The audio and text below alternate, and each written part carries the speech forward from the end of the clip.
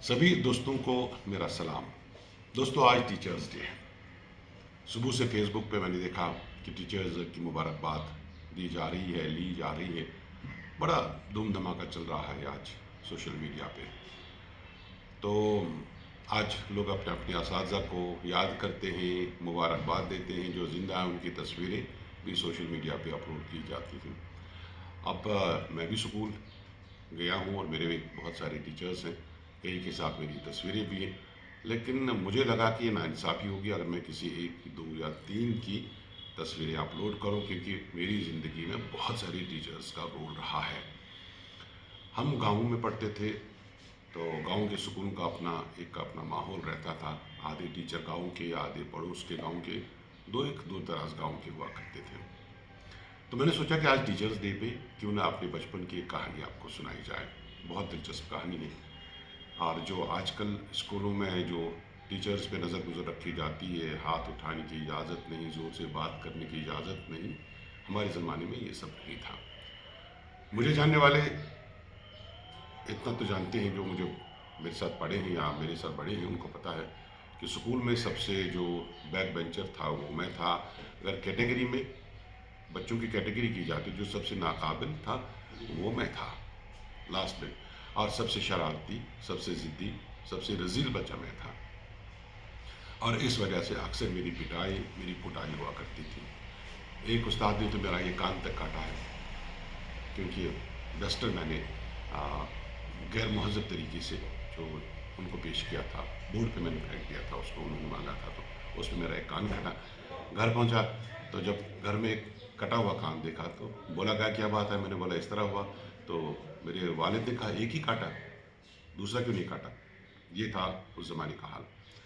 हुआ यूँ कि एक दिन हम स्कूल बहुत जल्दी गए। हमारे रत्नीपुरा तब की हाई स्कूल था, तब बाद में हायर सेकेंडरी बना। तो वहाँ पे यूँ था कि ये एप्पल के कुछ दरख्त थे, महाराजी टाइप के, तो उन पे बड़ा फल उगता था।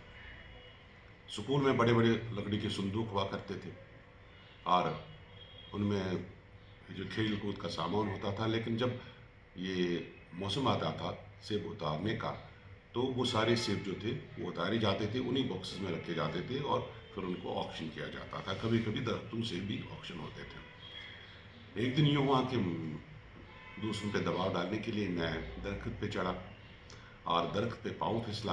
पाँव फिसलने से मैं लटक गया और दो तीन जो शाखें थीं वो हिली। इस कदर हिली कि तकरीबन एक दो बॉक्स जो महाराज जी थे वो ज़मीन पे एक एक करके गिराए। तकरीबन 100-150 जो एप्पल थे वो गिराए। तो हंगामा मच गया। हमारे हेडमास्टर को बताया गया। मेरे रिश्ते में अंकल भी हैं, वो हमारे मास्टर असदुल्ला साहब अभी बुजुर्गी में हैं। तो उनको पता चला कि मैंने ये कर दिया है, तो उन्होंने मुझे कुछ नहीं बोला। तो मैंने देखा कि अंदर से एक बहुत बड़ा बॉक्स निकाला जाता है, वही लकड़ी का, वो ताबूत से बिल्कुल थोड़ा छोटा था। उसको निकाला गया और उसके बाद जिसे हम बाइटिंग ग्लास या कश्मीरी में सोए कहते हैं, वो लाई गई, वो उसमें बिछाई गई। मैं भी तमाशा देख रहा था, पता नहीं क्या करना है। वो उसमें बिछाई गई, कुछ साइड में रखी गई और उसके बाद मुझे पकड़ा गया और उस बॉक्स में बिना कपड़े के डाल दिया गया।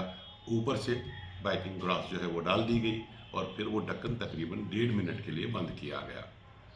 और उसके बाद जब ढक्कन उठा, मेरी उछल कूद, मेरा चिल्लाना, मेरी हालत वो मैं जानता हूँ।